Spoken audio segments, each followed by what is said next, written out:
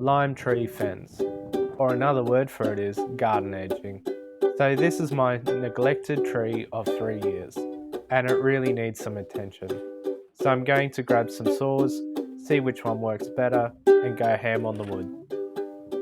I'm going to start off with a measurement and just copy the measurement 4 times to create a box around the tree. I'm going to be rough, as I'm not too worried about perfection. My intention is to spread some mulch around the base and it will clean up nicely. But I have no mulch with me today, so that will happen another day. So I'm on to the first cut. I tried both saws, but I found the older one with larger, wider spaced teeth easier to use on the old fence posts. I'd recommend a chainsaw, but I don't have one readily available. Each cut took about 4 minutes to saw through, so I sped the footage up a little. The weather was progressively getting really windy. In fact, my tripod fell over a few times during filming. When I finally reviewed the footage, the falling over made a pretty cool transition, so I've used it later on in the video. I was surprised at how well the end grain was. Maybe the old fence post could have had another 5-8 years out in the weather. If you were to have asked me where I got these fence posts, I'd tell you 2 years ago my pop asked for a hand picking them up at a neighbour's house. They were replacing their fence and were giving the old ones away for free. Pop had the idea to replace some of the rotting fences posts on his property with the better free posts. As always, he thinks it then convinces me to do it. But like all good ideas, it never happened.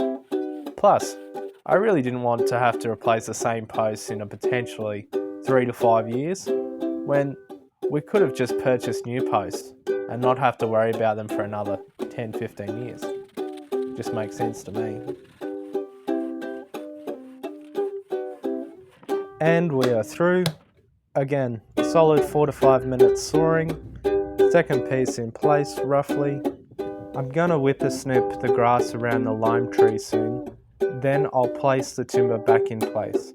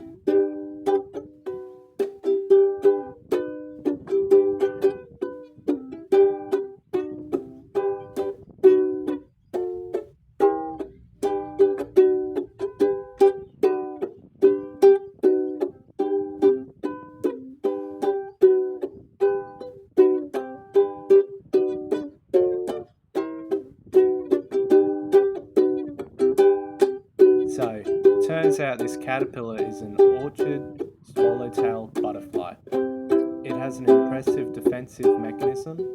The 2 long red thingies, designed to scare gardeners and predators alike. My local nursery told me to always remove them as they'll eat your citrus plants, but they are native to eastern New South Wales, so probably let them eat your plant. Take your whole garden, mate. and provided you don't touch them, the butterflies can live up to 3 months. This is another orchard swallowtail butterfly, just a very small one, but in a while, next week, he'll call his mates over and smash your plant. I tend to find 5 or 6 per plant, so have a good look.